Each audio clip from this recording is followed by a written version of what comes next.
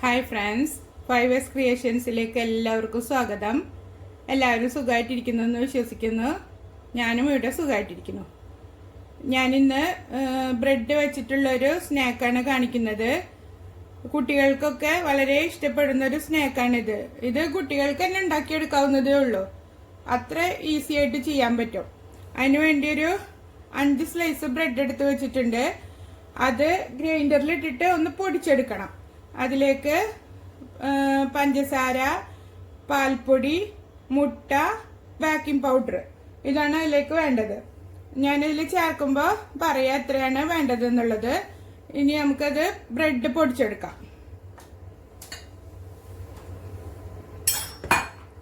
മിക്സിയുടെ ജാറിലേക്ക് ബ്രെഡ് കഷ്ണങ്ങളാക്കിയിട്ട് ഇട്ട് കൊടുക്കുക.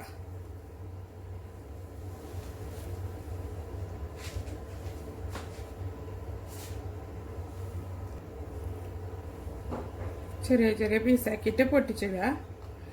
ഇപ്പോൾ ഇങ്ങനെ കട്ടിയുള്ള പീസൊക്കെ ഉണ്ടാവില്ല ബ്രെഡില്, അങ്ങനത്തതൊക്കെ ഇതിന് ഉപയോഗിക്കാം.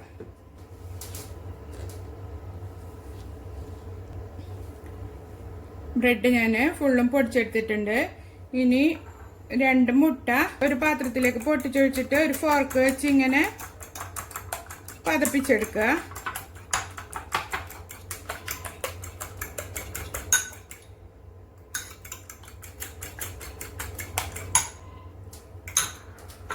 ഇതിലേക്ക് ഇനി പഞ്ചസാര ചേർത്ത് കൊടുക്കണം.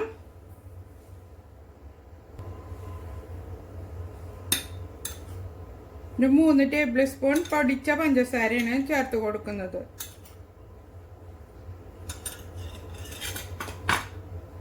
രണ്ട് ടേബിൾ സ്പൂൺ പാൽപ്പൊടി,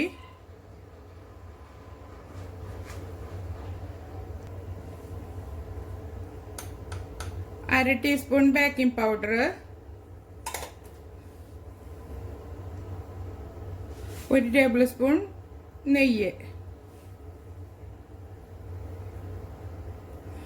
ഇതിലേക്ക് ബട്ടറും മെൽറ്റ് ചെയ്ത് ചേർക്കാവുന്നതാണ്. നെയ്യിന് പകരം ബട്ടർ ഉപയോഗിച്ചാലും മതി.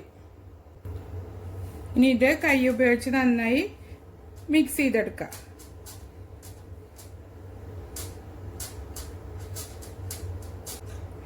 ഇനി മുട്ട പതപ്പിച്ചത് കുറേശ്ശെ ഒഴിച്ചു കൊടുത്തിട്ട് ഇത് കുഴച്ചെടുക്കാം.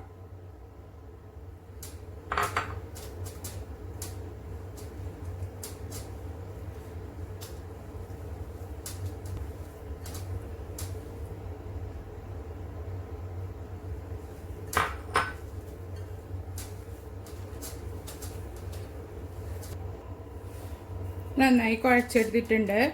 ഇത് നമ്മൾ കയ്യിൽ വെച്ചിട്ട് ഇങ്ങനെ ഉരുട്ടുമ്പോൾ ബോളായി കിട്ടണം. ആ ഒരു പരുവത്തിൽ. നല്ല ഡ്രൈ ആയും കുഴക്കരുത്, നല്ല വാട്ടറി ആയിട്ടും കുഴക്കരുത്. ഇത്തിരി സോഫ്റ്റ് ആയിട്ടാണ് ഇതിന്റെ മാവ് ഇരിക്കുക. ഇത്രയും മുട്ട അതിൽ നിന്ന് ബാക്കി വന്നിട്ടുണ്ട്. നമ്മൾ കുറേശ്ശെ കുറേശ്ശെ ഒഴിച്ചു കൊടുത്തിട്ട് കുഴച്ചെടുത്താൽ മതി. ഇതിനി റെസ്റ്റ് ചെയ്യാൻ വെക്കേണ്ട ആവശ്യമൊന്നുമില്ല. നമ്മൾ കുഴച്ച് അപ്പോൾ തന്നെ നമുക്ക് ഇത് ഉണ്ടാക്കിയെടുക്കാം. ഇപ്പോൾ ചായ ഉണ്ടാക്കാൻ വെച്ചിട്ട് ആ സമയം കൊണ്ട് ഇത് ഫ്രൈ ചെയ്തെടുക്കാം. നമുക്ക് അത്ര സമയം മതി ഇത് ഉണ്ടാക്കിയെടുക്കാൻ. ഇനി നമുക്ക് ഫ്രൈ ചെയ്തെടുക്കാം. അതിന് വേണ്ടി ഒരു പാൻ അടുപ്പത്ത് വെച്ചിട്ട് ചൂടാക്കുക. ചൂടായ പാനിലേക്ക് ഫ്രൈ ചെയ്യാൻ ആവശ്യമായ ഓയിൽ ഒഴിച്ചു കൊടുക്കാം.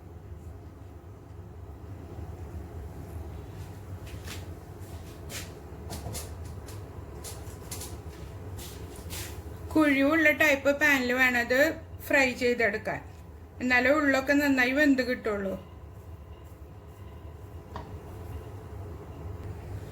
എണ്ണ നന്നായി ചൂടായി വന്നിട്ടുണ്ട്. ഇതിലേക്ക് ചെറിയ ബോൾസ് ആയിട്ട് ഇങ്ങനെ ഉരുട്ടിയിട്ട് ഇട്ട് കൊടുക്കുക. വേണ്ട, ഇതിപ്പോ ഇങ്ങനെ ഉരുട്ടിയെടുക്കാൻ പറ്റണില്ല, കയ്യിൽ ഒട്ടി പിടിക്കുകയാണെങ്കിൽ കുറച്ച് നെയ്യോ അല്ലെങ്കിൽ ഓയിലോ തടവിയിട്ട് ഉരുട്ടിയെടുക്കാം. ഇനി നമുക്ക് ഓയിലിലേക്ക് ഇട്ട് കൊടുക്കാം. മീഡിയം ഫ്ലെയിമിൽ വേണം വെക്കാന്.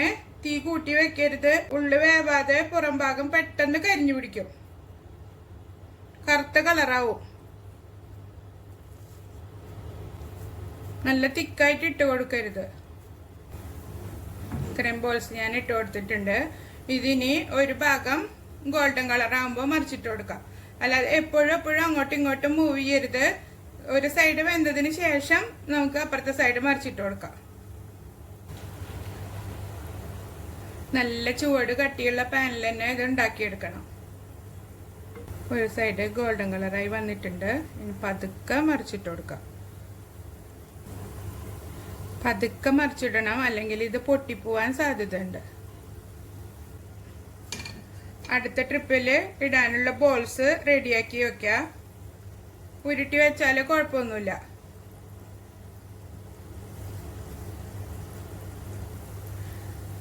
നമ്മളിപ്പോൾ പുഡിങ് ഉണ്ടാക്കാനോ അല്ലെങ്കിൽ കട്ട്ലേറ്റ് ഉണ്ടാക്കാനോ ഒക്കെ ബ്രെഡ് പൊടിച്ചിട്ട് അതിൻ്റെ ഈ ഹാർഡായിട്ടുള്ള ഭാഗങ്ങൾ നമ്മൾ മുറിച്ച് വെക്കില്ല, അതിൻ്റെ അരികൊക്കെ, അത് വെച്ചിട്ട് ഈ ബോള് ഉണ്ടാക്കിയെടുക്കാം.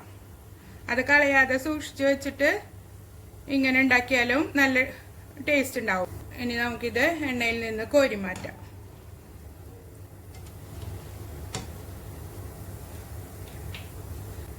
ഇനി അടുത്ത ട്രിപ്പ് ഇതുപോലെ തന്നെ വറുത്തെടുക്കാം.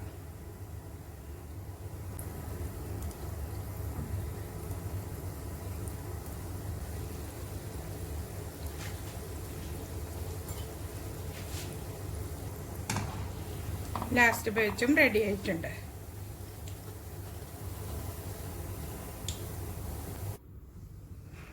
ബ്രെഡ് ബോൾ റെഡി ആയിട്ടുണ്ട്. കണ്ട, ഉള്ളൊക്കെ നന്നായി വെന്ത് വന്നിട്ടുണ്ട്.